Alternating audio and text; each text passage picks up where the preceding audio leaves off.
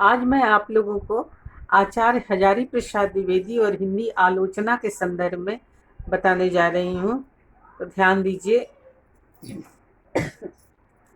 आचार्य हजारी प्रसाद द्विवेदी ने हिंदी समीक्षा को एक उदारवादी और वैज्ञानिक दृष्टि दी। डॉक्टर शंभुनाथ सिंह ने लिखा है कि शुक्ल जी ने यदि हिंदी साहित्य को उसका इतिहास दिया तो द्विवेदी जी ने उस साहित्य की भूमिका को प्रस्तुत की, अर्थात उसके अधूरे कार्य को पूरा किया।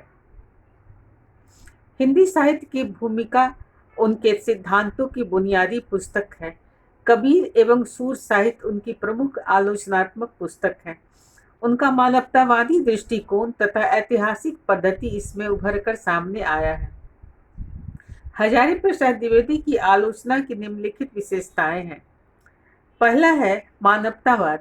उन्होंने स्पष्ट कहा कि मैं साहित्य को मनुष्य की दृष्टि से देखने का पक्षपाती हूँ, जो वाग्जाल मनुष्य को दुर्गति, हीनता और परमोक्षुपेक्षिता से बचा न सके, जो उसकी आत्मा को तेजोदीप्त न बना सके, जो उसके हृदय को पर दुख कातर न बना सके और संवेदनशील न बना सके, उसे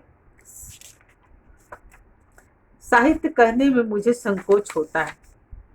इसका प्रतिपादन उन्होंने साहित्य का मर्म निबंध में किया।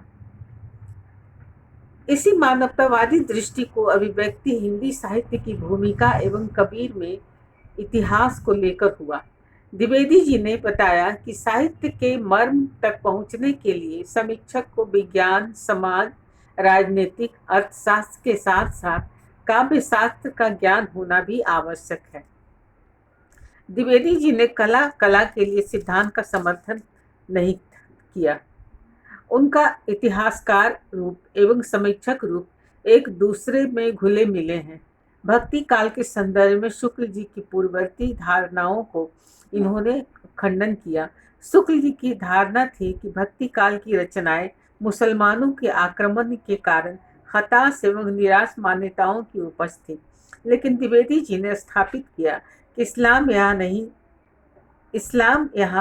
नहीं भी था तो भी भक्ति काल का साहित्य समृद्ध था।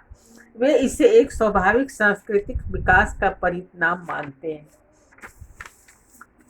उनकी यह धारणा पूर्ववर्ती विद्वानों से सर्वथा मौलिक है।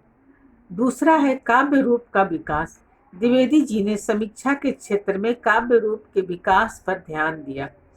हिंदी साहित्य के साथ उन्होंने अन्य प्रांतों के साहित्य का संबंध जोड़कर काव्य रूपों में तुलनात्मक विवेचन की दिशा में कार्य किया। तीसरा है आलोचना शैली। द्विवेदी जी की आलोचना शैली के अनेक रूप हैं। उन्होंने विवेचनात्मक, व्याख्यात्मक, भावात्मक इत्यादि शैली में आलोचना लिखी। विवेचनात्मक शैली में जो आलोचना उन्होंने लिखी उसमें विषय का प्रतिपादन के लिए उदाहरण दिया। भावात्मक शैली में किसी कवि की विशेषताओं पर ध्यान दिया। द्विवेदी जी का प्रिय विषय मध्ययुगीन साहित्य रहा।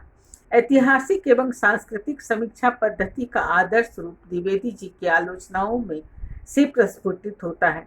सांस्कृतिक गतिविधि, लोक जीवन आदि के क्षेत्र में साहित्य का परीक्षण करने की वैज्ञानिक पद्धति को उन्होंने जीवंत किया।